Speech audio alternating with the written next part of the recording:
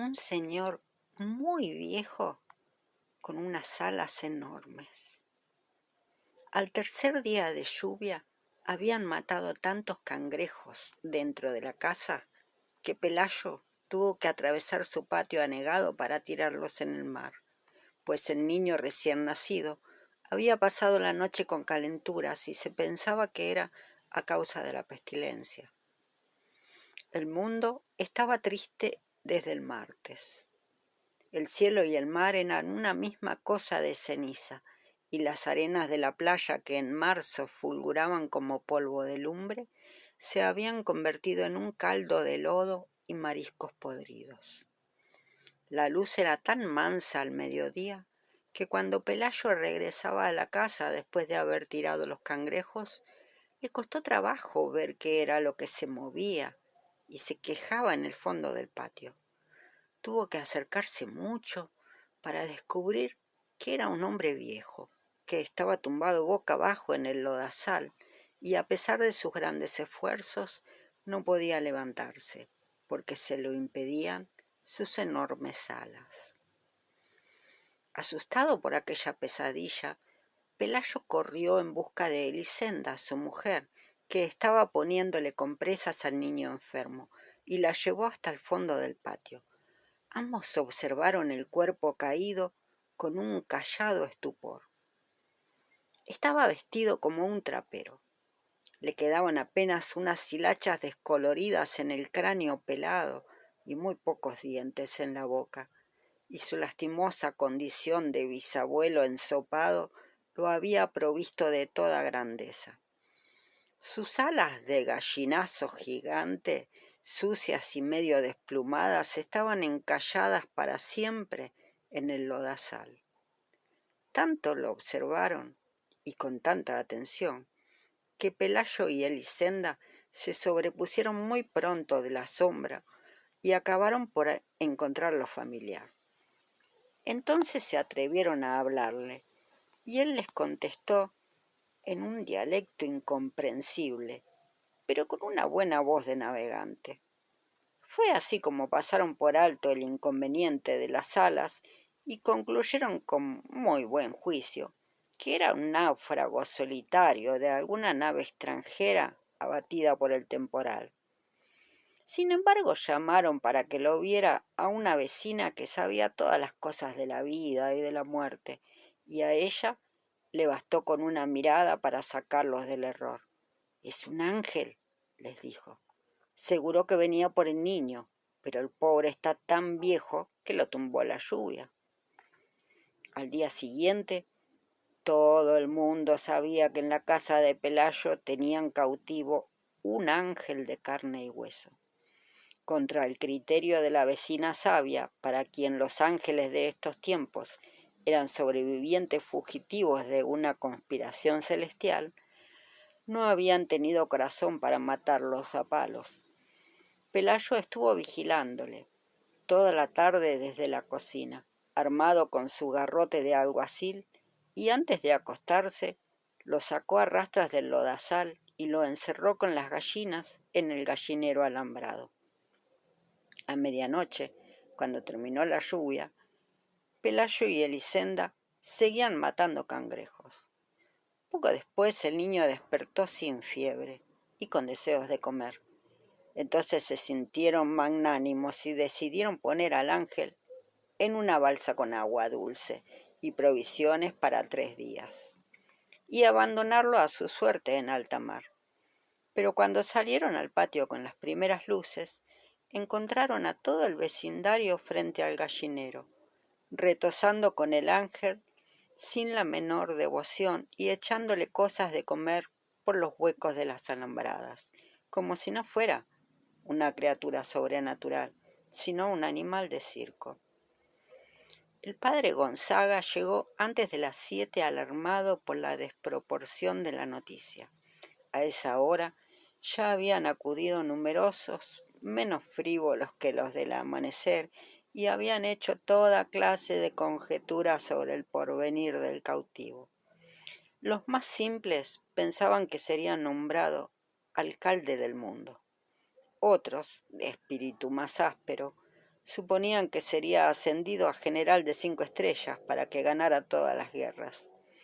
Algunos visionarios esperaban que fuera conservado como semental para implantar en la tierra una estirpe de hombres salados y sabios que se hicieran cargo del universo. Pero el padre Gonzaga, antes de ser cura, había sido leñador macizo. Asomado a las alambradas, repasó en un instante su catecismo y todavía pidió que le abrieran la puerta para examinar de cerca a aquel varón de lástima que más bien parecía una enorme gallina decrépita entre las gallinas absortas. Estaba echado en un rincón, secándose al sol las alas extendidas, entre las cáscaras de frutas y las sobras de desayunos que le habían tirado los madrugadores. Ajeno a las impertinencias del mundo, apenas se levantó sus ojos de anticuario y murmuró algo en su dialecto, cuando el padre Gonzaga entró en el gallinero y le dio los buenos días en latín. El párroco tuvo la primera sospecha de su impostura al comprobar que no entendía la lengua de Dios, ni sabía saludar a sus ministros. Luego observó que, visto de cerca, resultaba demasiado humano. Tenía un insoportable olor de intemperie. El revés de las alas sembrado de algas parasitarias y las plumas mayores maltratadas por vientos terrestres. Y nada de su naturaleza miserable estaba de acuerdo con la egregia dignidad de los ángeles.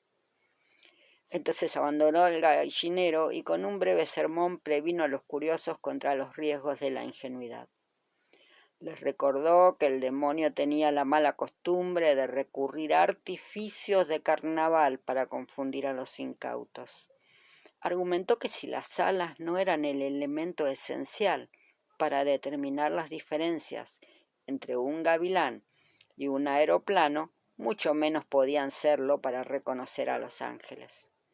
Sin embargo, prometió escribir una carta a su obispo para que éste escribiera otra a su primado y para que éste escribiera otra al sumo pontífice, de modo que el veredicto final viniera de los tribunales más altos. Su prudencia cayó en corazones estériles. La noticia del ángel cautivo se divulgó con tanta rapidez que al cabo de pocas horas había en el patio un alboroto de mercado y tuvieron que llevar la tropa con bayonetas para espantar el tumulto que ya estaba a punto de tumbar la casa. Elisenda, con el espinazo torcido de tanto barrer basura de feria, entonces tuvo la buena idea de tapiar el patio y cobrar 5 centavos por la entrada para ver al ángel. Vinieron curiosos hasta de la Martinica. Vino una feria ambulante con un acróbata volador que pasó zumbando varias veces por encima de la muchedumbre, pero nadie le hizo caso porque sus alas no eran de ángel, sino de murciélago sideral. Vinieron en busca de salud los enfermos más desdichados del Caribe. Una pobre mujer que desde niña estaba contando los latidos de su corazón y ya no le alcanzaban los números. Un jamaiquino que no podía dormir porque lo atormentaba el ruido de las estrellas. Un sonámbulo que se levantaba de noche a deshacer dormido las cosas que había hecho despierto. Y muchos otros de menor gravedad. En medio de aquel desorden de naufragio que hacía temblar la tierra, Pelayo y Elisenda estaban felices de cansancio porque en menos de una semana atiborraron de plata los dormitorios y todavía la fila de peregrinos que esperaban turno para entrar llegaba hasta el otro lado del horizonte. El ángel era el único que no participaba de su propio acontecimiento. El tiempo se le iba en buscar acomodo en su nido prestado, aturdido por el calor de infierno de las lámparas de aceite y las velas de sacrificio que le arrimaban a las alambradas. Al principio trataron de que comiera cristales de alcanfor, que, de acuerdo con la sabiduría de la vecina sabia, era el alimento específico de los ángeles, pero él los despreciaba, como despreció, sin probar, los almuerzos papales que le llevaban los penitentes, y nunca se supo si fue por ángel o por viejo, que terminó comiendo nada más que papitas de berenjena. Su única virtud sobrenatural parecía ser la paciencia, sobre todo en los primeros tiempos, cuando lo picoteaban las gallinas en busca de los parásitos estelares que proliferaban en sus alas, y los baldados le arrancaban plumas para tocarse con ellas sus defectos, y hasta los más piadosos le tiraban piedras tratando de que se levantara para verlo de cuerpo entero.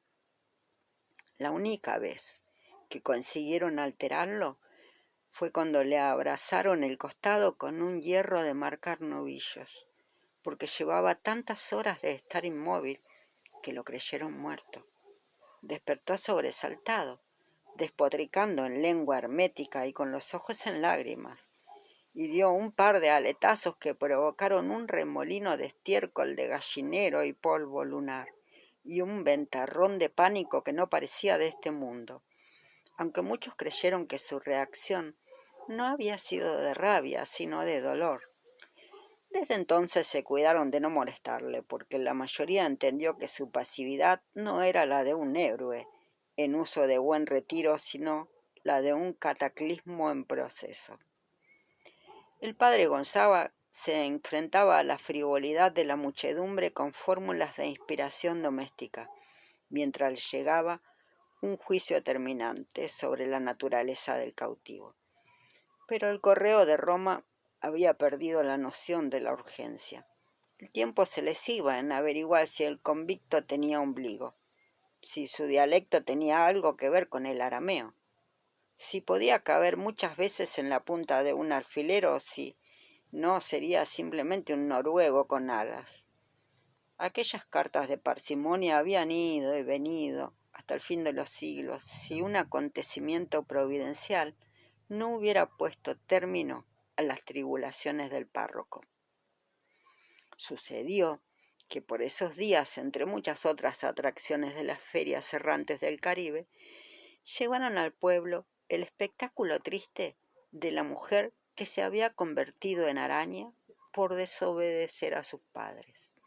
La entrada para verla no solo costaba menos que la entrada para ver al ángel, sino que permitían hacerle toda clase de preguntas sobre su absurda condición y examinarla al derecho y al revés, de modo que nadie pusiera en duda la verdad del horror. Era una tarántula espantosa del tamaño de un carnero y con la cabeza de una doncella triste. Pero lo más desgarrador no era su figura de disparate, sino la sincera aflicción con que contaba los pormenores de su desgracia. Siendo casi una niña, se había escapado de la casa de sus padres para ir a un baile, y cuando regresaba por el bosque, después de haber bailado toda la noche sin permiso, un trueno pavoroso abrió el cielo en dos mitades, y por aquella grieta salió el relámpago de azufre que la convirtió en araña. Su único alimento eran las bolitas de carne molida que las almas caritativas quisieran echarle en la boca. Semejante espectáculo, cargado de tanta verdad humana y de tan temible escarmiento, tenía que derrocar sin proponérselo al de un ángel despectivo que apenas si se dignaba a mirar a los mortales. Además, los escasos milagros que se le atribuían al ángel revelaban un cierto desorden mental, como el del ciego que no recobró la visión porque le salieron 3 dientes nuevos, y el del paralítico que no pudo andar pero estuvo a punto de ganarse la lotería, y el del leproso, a quien le nacieron girasoles en las heridas. Aquellos milagros de consolación que más bien parecían entretenimientos de burla, habían quebrantado ya la reputación del ángel cuando la mujer convertida en araña terminó de aniquilarla. Fue así como el padre Gonzaga se curó para siempre del insomnio y el patio de Pelayo volvió a quedar tan solitario como en los tiempos en que llovió 3 días y los cangrejos caminaban por los dormitorios. Los dueños de la casa no tuvieron nada que lamentar. Con el dinero recaudado, construyeron una mansión de 2 plantas, con balcones y jardines, y con sardineles muy altos para que no se metieran los cangrejos del invierno, y con barras de hierro en las ventanas para que no se metieran los ángeles. Pelayo estableció además un criadero de conejos muy cerca del pueblo, y renunció para siempre a su mal empleo de alguacil. Y Eliselda se compró unas zapatillas satinadas de tacones altos y muchos vestidos de seda tornasol, del que usaban las señoras más codiciadas en los domingos de aquellos tiempos. El gallinero fue lo único que no mereció atención. Si alguna vez lo lavaron con creolina y quemaron las lágrimas de mirra en su interior, no fue por hacerle honor al ángel, sino por conjurar la pestilencia de muladar que allá andaba como un fantasma por todas partes y estaba volviendo vieja la casa nueva. Al principio, cuando el niño aprendió a caminar, se cuidaron de que no estuviera muy cerca del gallinero, pero luego se fueron olvidando del temor y acostumbrándose a la peste, y antes de que el niño mudara los dientes, se había metido a jugar dentro del gallinero, cuyas alambradas podridas se caían a pedazos. El ángel no fue menos displicente con él que con el resto de los mortales, pero soportaba las infamias más ingeniosas con una macedumbre de perros sin ilusiones. Ambos contrajeron la varicela al mismo tiempo. El médico que atendió al niño no resistió a la tentación de auscultar al ángel, y le encontró tantos soplos en el corazón y tantos ruidos en los riñones que no le pareció posible que estuviera vivo. Lo que más le asombró, sin embargo, fue la lógica de sus alas. Resultaban tan naturales en aquel organismo completamente humano que no podía entenderse por qué no las tenían también los otros hombres. Cuando el niño fue a la escuela, hacía mucho tiempo que el sol y la lluvia habían desbaratado el gallinero. El ángel andaba arrastrándose por acá y por allá como un moribundo sin dueño. Lo sacaban a escobazos de un dormitorio y un momento después lo encontraban en la cocina. Parecía estar en tantos lugares al mismo tiempo que llegaron a pensar que se desdoblaba, que se repetía a sí mismo por toda la casa, y la exasperada Elisenda gritaba fuera de quicio que era una desgracia vivir en aquel infierno lleno de ángeles. Apenas si podía comer. Sus ojos de anticuario se le habían vuelto tan turbios que andaba tropezando con los horcones, y cuando ya no le quedaban sino las cánulas peladas de las últimas plumas, Pelayo le echó encima una manta y le hizo la caridad de dejarlo dormir en el cobertizo. Y solo entonces advirtieron que pasaba la noche con calenturas, delirando en trabalenguas de noruego viejo. Fue esa una de las pocas veces en que se alarmaron porque pensaban que se iba a morir, y ni siquiera la vecina sabia había podido decirles qué se hacía con los ángeles muertos. Sin embargo, no solo sobrevivió a su peor invierno, sino que pareció mejor con los primeros soles. Se quedó inmóvil muchos días en el rincón más apartado del patio, donde nadie lo viera, y a principios de diciembre empezaron a nacerle en las alas unas plumas grandes y duras, plumas de pajarraco viejo, que más bien parecían un nuevo percance de la decrepitud.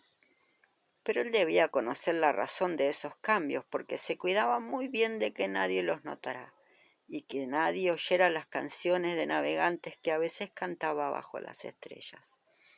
Una mañana Elisenda estaba cortando rebanadas de cebolla para el almuerzo, cuando un viento que parecía de alta mar se metió en la cocina. Entonces se asomó por la ventana y sorprendió al ángel en las primeras tentativas del vuelo. Eran tan torpes que abrió con las uñas un surco de arado en las hortalizas y estuvo a punto de desbaratar el cobertizo con aquellos aletazos indignos que resbalaban en la luz y no encontraban asidero en el aire. Pero logró ganar altura. Elisenda exhaló un suspiro de descanso, por ella y por él, cuando lo vio pasar por encima de las últimas casas, sustentándose de cualquier modo con un azaroso aleteo de buitre senil. Siguió viéndolo hasta cuando acabó de cortar la cebolla, y siguió viéndolo hasta cuando ya no era posible que lo pudiera ver, porque entonces ya no era un estorbo en su vida, sino un punto imaginario en el horizonte del mar. Gabriel García Márquez.